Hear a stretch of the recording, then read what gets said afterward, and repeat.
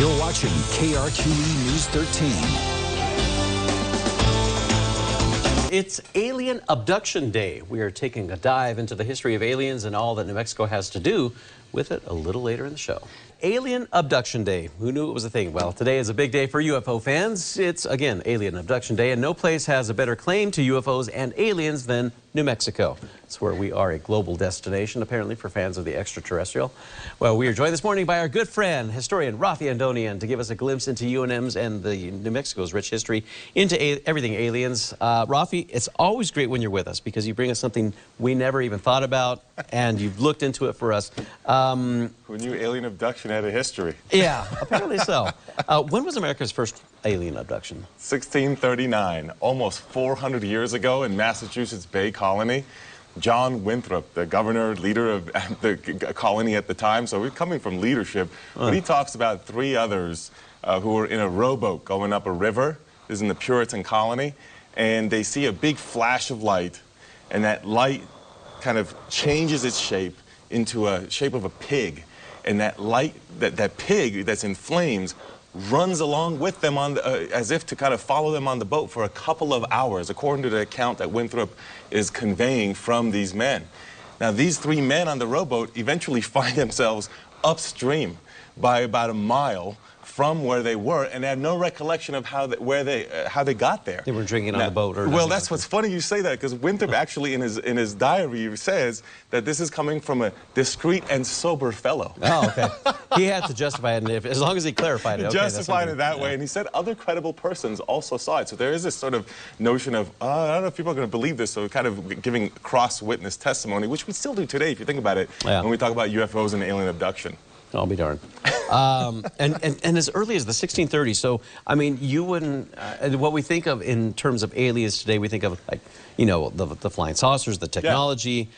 Technology like that wasn't even thought of something flying in those days. So I guess, I mean... Absolutely. I guess it was a running pig in that case, right? Now, they wouldn't classify as what we say alien, but the experience is very similar to what alien abduction people have experienced, which is some kind of connection to the extraterrestrial, right? And so that experience is similar. They also kind of believe that there is maybe a connection to the devil. And what you just saw there was John Winthrop himself, the person who conveyed it. Of course, some scenes from around New Mexico is what you're seeing here with the big alien history that we have here in more modern times. Yeah. And fast forward about 300 years, getting to the 1940s when that's right. Roswell became a destination. Right, so now it changes. So what's interesting is, like anything else, and what makes it historical to me is the change over time.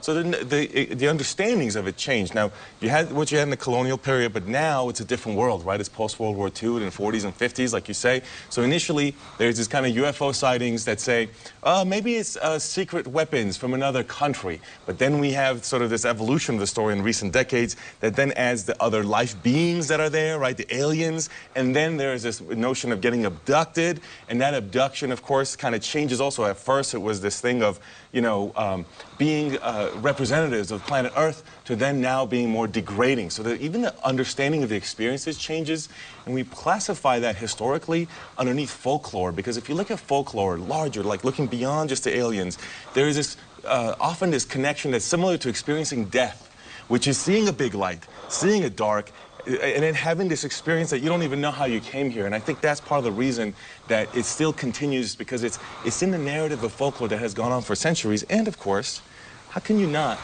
with this sort of visual, not be drawn to this sort of story? Yeah, if you see this coming at you, I mean, are you going to turn it away?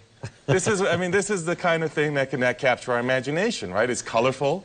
It has, you know, these visually vivid images, which is what really helps stories go. And of course, the history of putting it into this folklore notion of connecting with the other world. There's a lot of folklore and a lot of history that helps us connect to the underworld, the other world, or to our origins, the birth world. There's all these notions of stories, and I would put alien abduction stories within that context. Complete with polarized lenses, too.